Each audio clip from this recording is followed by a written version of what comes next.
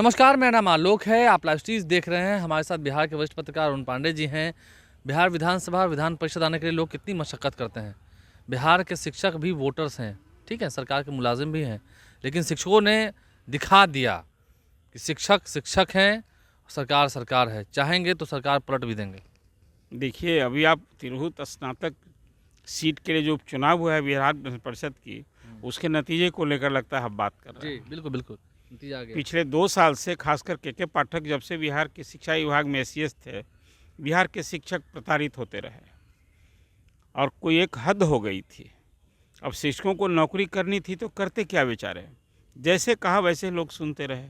ये वही विधानसभा है जहां नीतीश कुमार ने फरवरी के सेशन में कहा था कि बिहार की स्कूल की टाइमिंग 10 से 4 होगी। हुआ क्या? पूरे साल बीत गए, जब नवंबर का महीना आया, सेशन आने वाला था। हाँ, तब फिर 9:30 से 4 हुआ। और एक से एक इस तरह के फरमान जारी की। देखिए, मैं पहले से कहता रहा हूँ कि देखिए, समाज में शिक्षकों का रोल कुछ भिन्न है।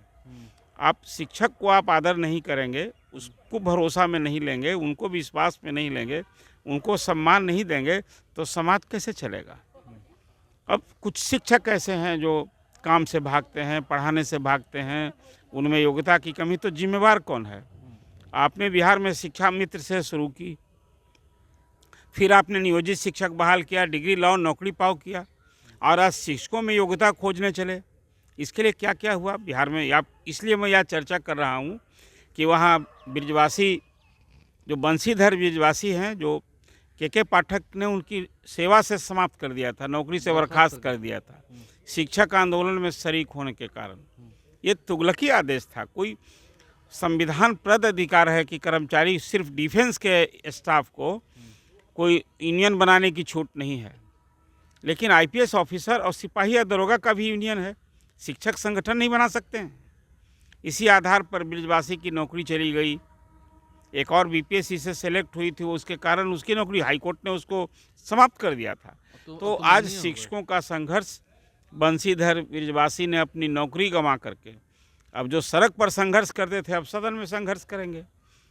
नतीजे जो आए हैं, स्नातक सीट से जदयू की भद पीट गई, जदयू की शर्मनाक हार हो गई। जदयू के जो सांसद थे देवेश चंद्र ठाकुर, जो सीतामढ़ी से जीते, और उन्हीं के इस्तीफे से ही सीट खाली हुई थी, वो विधान परिषद के सभापति थे। अब उनकी जगह जदयू ने पार्टी के प्रवक्ता अभिषेक झा को कैंडिडेट बनाया। जैसे राजद रामगढ़ में तीसरे स्थान पर हो गया, मुख्य मुकाबले में नहीं रहा, यहाँ तो और हालत पतली हो गई। जदयू का कैंडिडेट चौथे स्थान पर है। यहाँ मुख्य मुकाबला हुआ है, निर्दलीय बंशीधर ब्रिजवासी जो जीते, और उनके मुकाबले में थे वहाँ जन स्वराज कैंडिडेट विनायक गौतम, राजद वहाँ तीसरे स्थान पर रहा। ये दर्शाता है कि भाई, आप जब शिक्षकों को प्रताड़ित करेंगे, अपमानित करेंगे, इसका बदला लिया है। एक तो मैं इसको इस रूप में देखता हूँ। दूसरा है कि सीतामढ़ी से जीतने के बाद सांसद देवेश चंद्र ठाकुर ने कुछ एक अपनी प्रतिक्रिया दी थी, उसका भी असर इस चुनाव में हुआ। उन्हें कहा था कि भाई, हमने तो काम किया था, कास्ट क्रीड को कभी विभेद नहीं किया, लेकिन अब हमारे पास आएंगे तो यादव, मुसलमान और कुशवाहा को हम नाश्ता भोजन सम्मान देंगे, काम नहीं करेंगे। इसका भी असर इस चुनाव में हुआ है।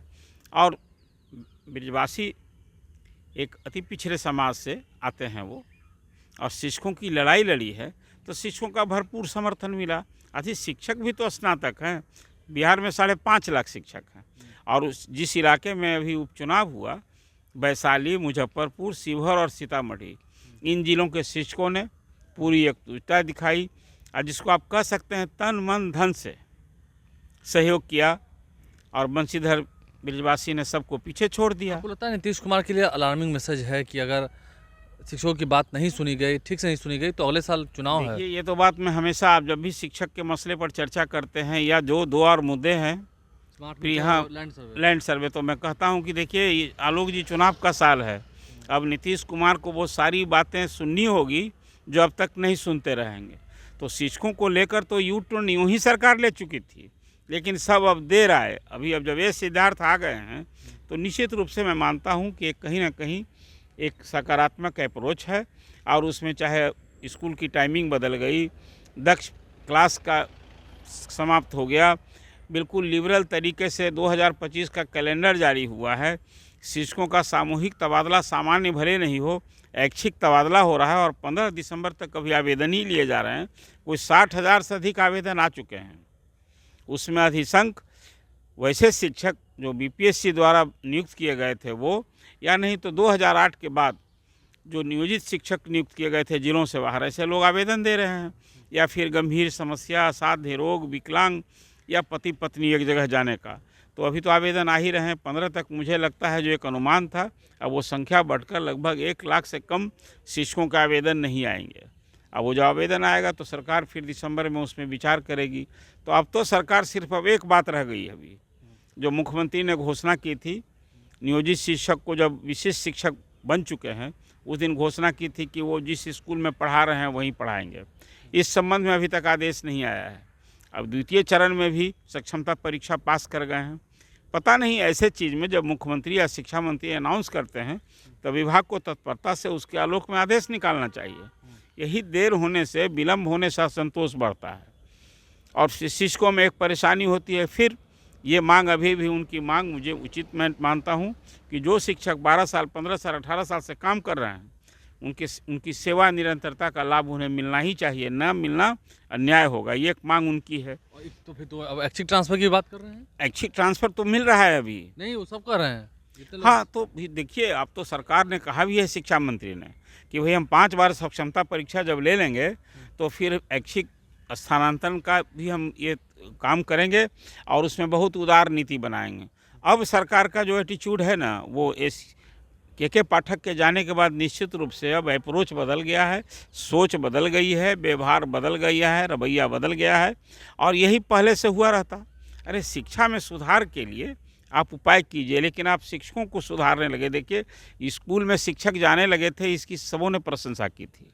उसके लिए यदि सख्ती बढ़ती गई थी तो सबों ने प्रशंसा की थी। छात्रों की उपस्थिति बढ़ी, इसकी भी प्रशंसा की थी। लेकिन अब पढ़ाई में सुधार होना चाहिए। अभी तो अब एसीएस विद्यार्थी के लिए सबसे बड़ी चुनौती है कि अप्रैल महीने से जब नया शैक्षणिक सत्र शुरू होगा, उसके पहले जो किताबें उन लोगों को सुलभ कराई जाती हैं, वो अब इमीडिएट पहले किताब सब सुलभ हो जानी चाहिए। पढ़ाई शुरू और किताब गायब, यह है सरकारी स्कूल का हाल। विज्ञान विषय की पढ़ाई हो रही है, लेबोरेटरी गायब। पिछले 15 साल 20 साल से, ये लालू जी के ही समय से स्कूल में क्लास 10, 11 में जहाँ साइंस विषय की पढ़ाई, लेबोरेटरी था क्या? लोग कागज़ पर लिख देते थे लेबोरेटरी के लिए, अपनी कॉपी लिखते थे और नंबर मिलता था। अब सरकार ने इस दिशा में कुछ प्रयत्न की है। अब शिक्षा में सुधार के लिए, गुणात्मक सुधार के लिए निश्चित रूप से ये सब कुछ करना। ठीक है, स्कूलों में डेस्क बढ़े, अभी तो 80,000 स्कूल क्लासरूम की ज़रूरत है और अब फिर सरकार अभी 1,30,000 शिक्षकों की और नियुक्ति करने जा रही है। तो बहुत हद तक अभी कोई लगभग 5.5 लाख, 5,26,000 शिक्षकों की संख्या हो गई है। लेकिन अभी भी शिक्षकों की संख्या के अनुपात में कहें तो छात्र अधिक हैं, शिक्षक कम हैं। तो शिक्षक जब तक नहीं रहेंगे पढ़ाने वाले, जो आज हाई स्कूल में, जो हायर एजुकेशन की हालत क्या है, कॉलेज में परीक्षा लीजिए, डिग्री बांटिए, पढ़ाई कहाँ हो रही है। लेकिन स्कूल की शिक्षा पर अभी तक सरकार ने ध्यान दिया है। निश्चित रूप से स्कूल बिल्डिंग बने हैं, क्लासरूम बने हैं, स्कूल में बेंच डेस्क दिए गए हैं, लेकिन अभी इतने काफ़ी नहीं है। अब नंबर ऑफ़ क्लासरूम्स, 80,000 क्लासरूम बढ़ाना है, ये एक बड़ी चुनौती है। अब आप चाहते हैं हर स्कूल को खेल मैदान हो। अभी तो सरकार ने, आपने देखा कल ही मुख्यमंत्री ने स्कूलों के लिए खेल खोजो प्रतियोगिता शुरू कराई है और कहा है कि भाई खेल में मेडल लाओ और नौकरी पाओ। तो खेल के लिए भी कुछ करना ना होगा। आप योजना सब कीजिए, अच्छी बात है, लेकिन ये सब नीतीश कुमार को चुनाव के साल ही में सूझा है। काश ये प्रारंभ से सोचे होते तो आज तस्वीर कुछ और होती। और जो अभी तिरहुत स्नातक सीट में जो जदयू को देखने पड़े हैं दिन कि अब रोल नंबर 4 हो गए हैं, ये खतरा है विधानसभा चुनाव के लिए। इसको आप अभी से इनकार मत कीजिए। देखिए, अरुण पांडे जी कहीं ना कहीं समझा भी रहे हैं, हो सकता है जेडीयू को डरा भी रहे हैं, ये बात भी सही है, आईना दिखा रहे हैं। तो बड़ी बात है, शिक्षकों की मांग अगर नहीं सुनी गई तो आगे परिणाम बुरा होगा 2025 में। अभी से ही संभालना होगा। हमारे चैनल को सब्सक्राइब कर लें, साथ साथ फेसबुक पेज भी लाइक करें। धन्यवाद।